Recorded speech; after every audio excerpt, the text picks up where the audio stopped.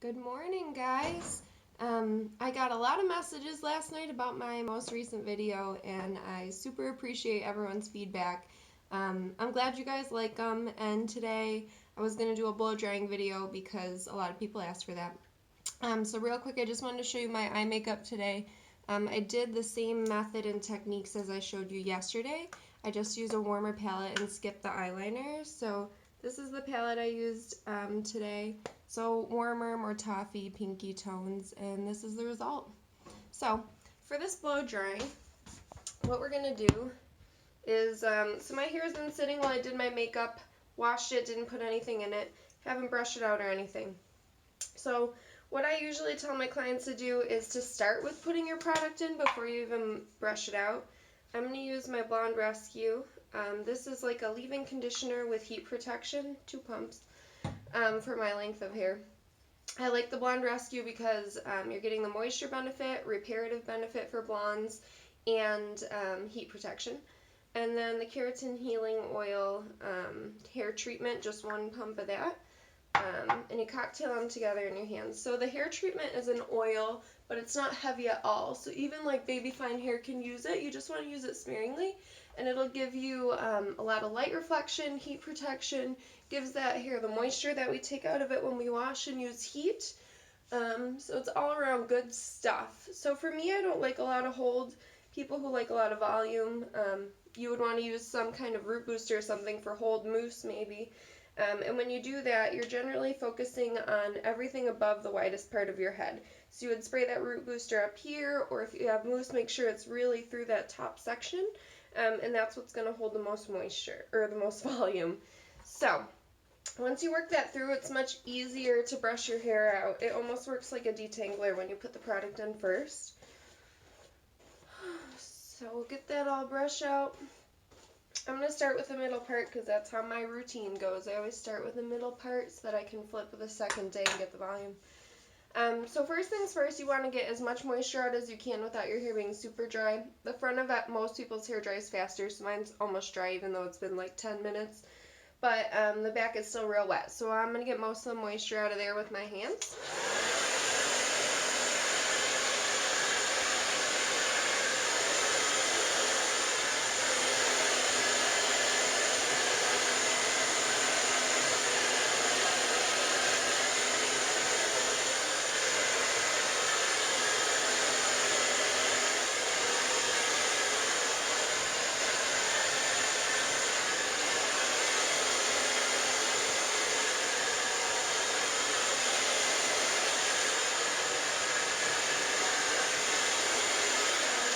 Now you see me flipping my hair like this. You're going to want to start to flip the opposite direction on the top part of your head.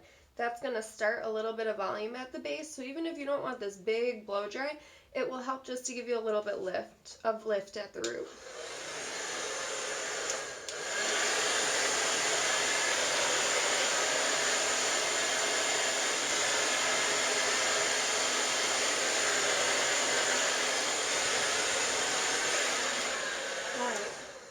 So that's pretty good. When we're doing that, we can use high heat, high temperature, everything, because you're moving the blow dryer so much that you don't have to be too worried about it being too focused on one spot.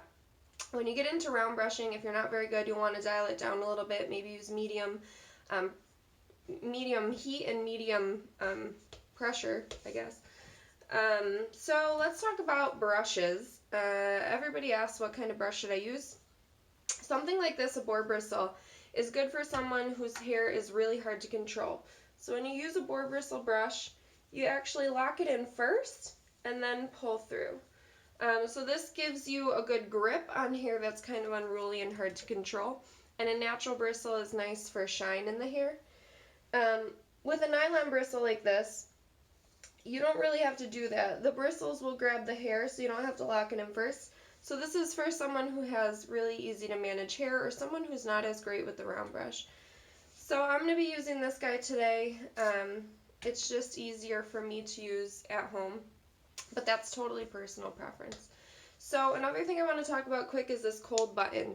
I'll be showing you guys when I'm using this button as I'm going through. This is important. So this is what sets the hair in the shape that you're creating. So you could use just heat, get it all round brush, and then it still looks kind of frizzy. When you use the cold button, it really seals the cuticle of the hair down and sets it in that smooth position that you're giving it so that your style will last all day.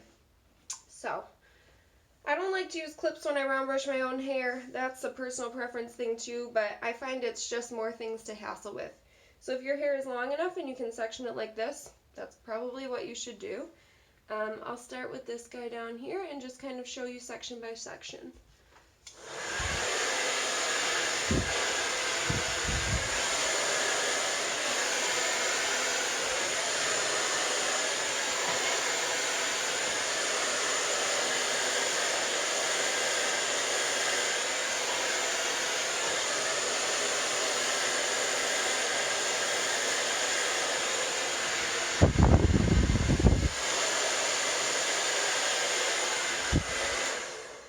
Alright, so if you noticed while I was doing that, I was really focusing the heat at the base first. You want to get the root dry before you go on to the ends.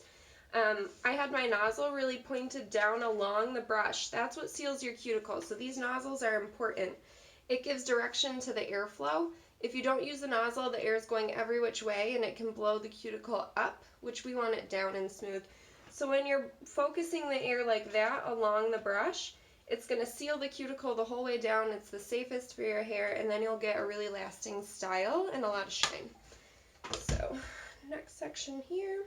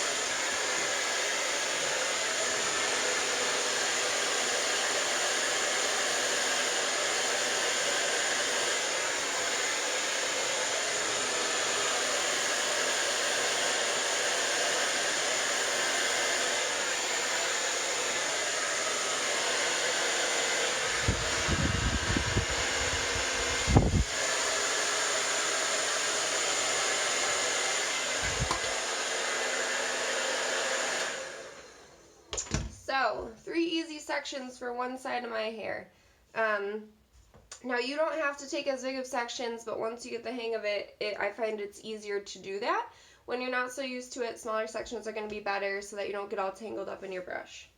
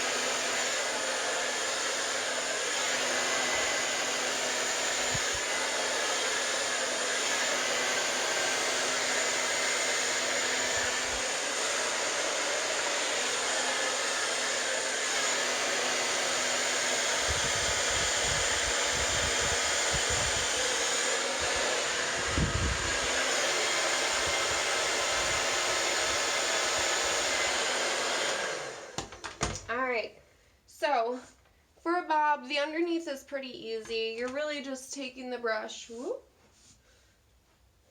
in like this, using your heat, twisting.